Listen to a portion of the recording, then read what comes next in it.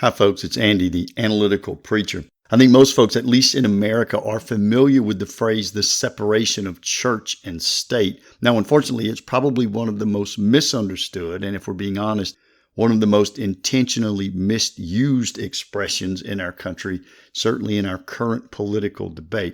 So in this episode, I want to look at the origin of this phrase, the separation of church and state, just to go ahead and give a little pre-glow hint. It is not found in any of America's founding documents. Many folks believe that it is in the Bill of Rights to the Constitution, one of the amendments. It is not in the Bill of Rights to the Constitution. So we want to look at the origin of the phrase and kind of the meaning of the phrase and how it gets misused, etc. In order to do that, we're going to need to survey a little bit of church and American history. So let's start off with that. As you would expect, when America was still just a few small colonies and millions of people from dozens of countries were migrating to America, the reasons that they did so were pretty varied, from bad to good. So there were scoundrels who were running away from trouble in their homeland. There were just young people, risk takers. They were looking for adventure, or greedy people looking for prosperity in an untamed land, etc. But a huge portion of the individuals who came to America were Christians, and they were Christians looking to escape religious persecution in their home country. Some of them had already left the country they were born in, moved to, say, another European country, then faced persecution there, and ultimately came to America before it had even become its own country. And here's the reason. Here's what happened.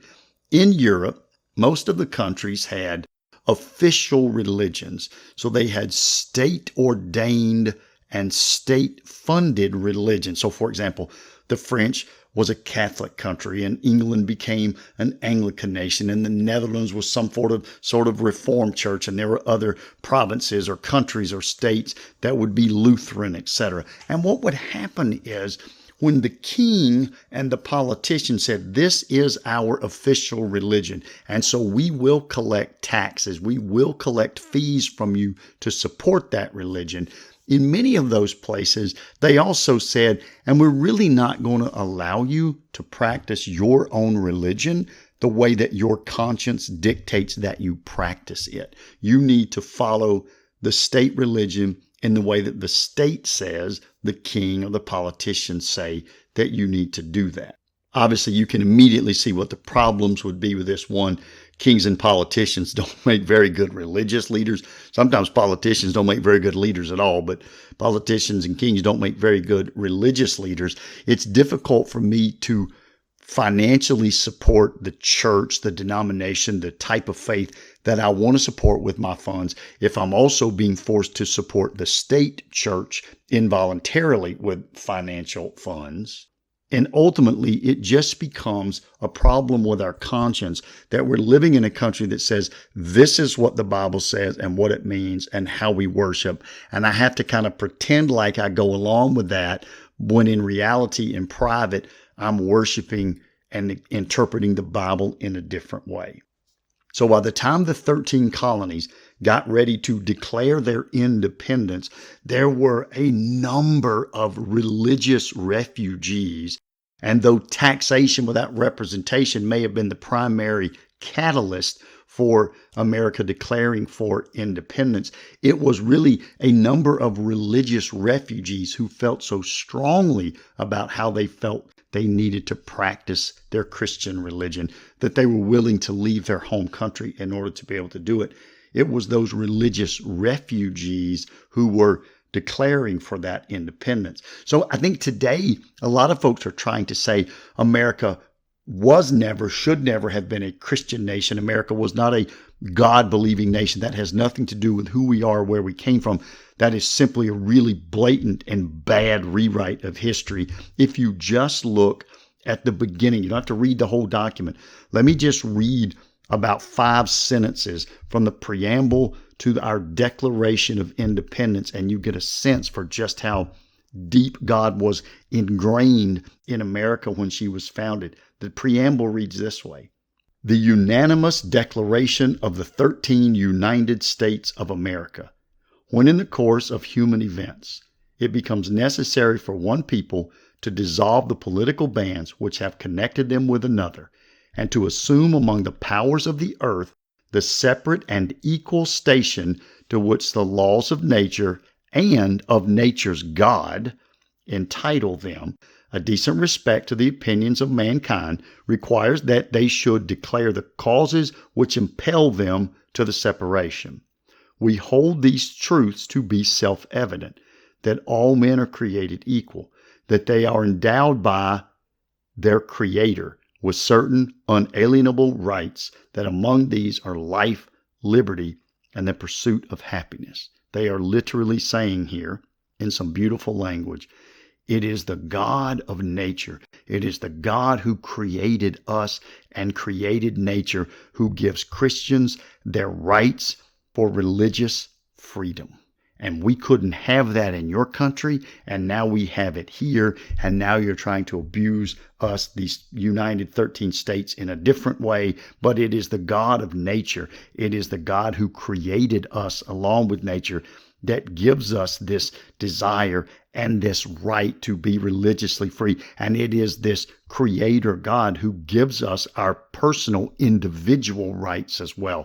So in just a few opening sentences there, the founders of our country, in the founding document, the Declaration of Independence, they say it is God who gives our country the right to be a religiously free country, and it is the same Creator God who gives each person their individual rights. Okay, so there's the setup that we needed, the history lesson that we needed. Now let's actually talk about the separation of church and state. When America was first founded and the Declaration of Independence was put out, and then we won the Revolutionary War, we were originally under what are called the Articles of Confederation. The Articles of Confederation didn't last very long, and ultimately, the Constitution that currently guides and directs our country was put into place. Most of us know, again, at least those of us in America know, that attached to this Constitution was what is called a Bill of Rights. And the very first amendment to the Constitution, the very first amendment in this Bill of Rights says, and I quote, "Congress shall make no law respecting an establishment of religion or prohibiting the free exercise thereof, or abridging the freedom of speech, or of the press, or of the right of the people peaceably to assemble and to petition the government for a redress of grievances." And we know from what was written by the founders, we know from the debates that were held around the Constitution and around this Bill of Rights to the Constitution and around this First Amendment, that this First Amendment was not included for the protection of non-Christians. So, government shall make no law respecting an establishment of religion was not so that religion had no influence or no place in American society. Again, we know from the reason they fled Europe to come here, and we know from the writings and the debates that were held around this, that this Congress shall make no law respecting an establishment of religion or prohibiting the free exercise thereof was demanded by Christians because they wanted to keep the government out of religion. It was not to keep religion out of the government. It was not to keep religion out of the public sphere or the social sphere. That's simply not true. It is historically inaccurate. It was put in place by Christians who were saying, we will legally restrict and prohibit the government from getting involved in religion. We saw how it worked in Europe. Bitter failure. We will not repeat that here.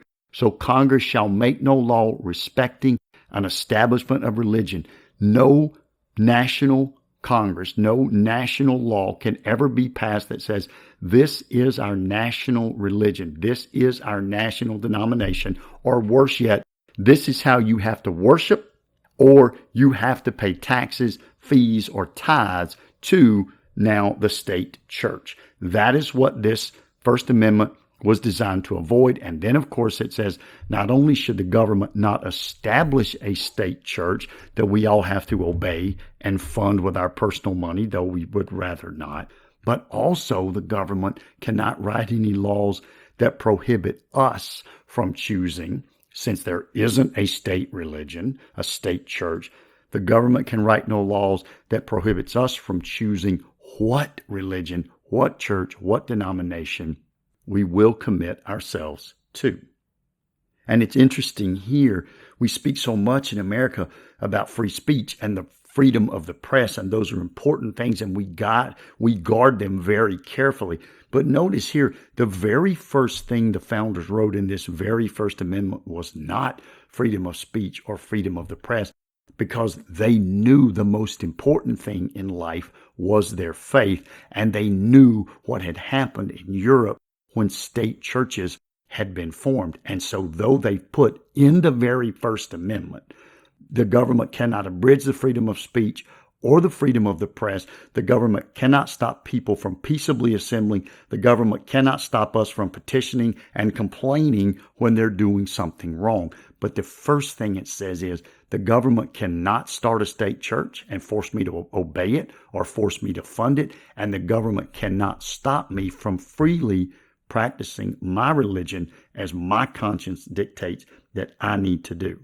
Because of this establishment clause, because the government was told you can't get involved with religion, but you can't stop religious people from getting involved in the public sphere, because that establishment clause is there, most folks think that's where this separation of church and state phrase actually is. But again, separation of church and state is not in the Declaration of Independence, the Constitution, or any amendments to the Constitution. Separation of church and state was simply a phrase that was used in a personal letter that one of the founding fathers wrote to a friend. Why did it become so popular? Well, unfortunately, this is really the reason. There are individuals, there are groups, always have been, who oppose Christians, who oppose Christianity, who oppose the Bible, and more to the point, really, they really oppose Christians or any people of faith having legally guaranteed rights. And so they really grab at straws. They look for some justification to carve religious faith out of American life, out of American culture. Because the First Amendment to the Constitution literally guarantees the free exercise thereof of religion as our conscience sees fit. Because the First Amendment in the Bill of Rights literally guarantees that we have a freedom to practice our religion as we see fit, and even implies that that freedom to practice and exercise our religion is, if anything, slightly above freedom of speech, freedom of the press, freedom of the people to peaceably assemble. Those that are opposed to guaranteed legal rights for people of faith have really had to grab at straws. And the best that they could do was this separation of church and state, because when you read separation of church and state, when you say it, or the way that it's used in modern debate, it implies that the protection goes in the other way. It implies that Christians are not to be involved in the public, social, and cultural spheres, and that faith is not to be a living part of the American experience, because there's to be a separation of church from state. There is no separation of church and state. You cannot separate church from state. It's like you cannot separate sports from the state. You cannot separate music and concerts from the state. They're all just a part of what makes America America. But those who have just been desperately grabbing at straws to say, let's slowly erode the guaranteed legal rights of people of faith in this country, they cannot do it with the Declaration of Independence, nor the Constitution, and certainly they can't do it with the Bill of Rights, which established immediately a person of faith's right to exercise their religion as their conscience dictates. And so they throw this phrase into this public sphere, this separation of church and state. But there is in America no quote unquote separation of church and state. There is an establishment clause that says The state absolutely cannot establish a state church. So the church at which I preach, I cannot petition the government to make my church the legally endorsed state church and to get tax money. But here's the thing. No Christian, including the ones who wrote this First Amendment and including all the Christians I know today, no Christian wants the state to give us tax money, and no church wants the state to recognize them. No denomination wants the state to recognize them as the state official church, because every time it has happened in history, it has destroyed that denomination and destroyed that church and set them up in a no-win situation. So I can promise all of my atheist friends, we are not looking to make religion mandated in America. We are certainly not looking to make our churches tax funded in America. That is not the purpose of the Establishment Clause. We just want to say we have a legally guaranteed and protected right to freely exercise our religion as our conscience dictates. And here's what I would say.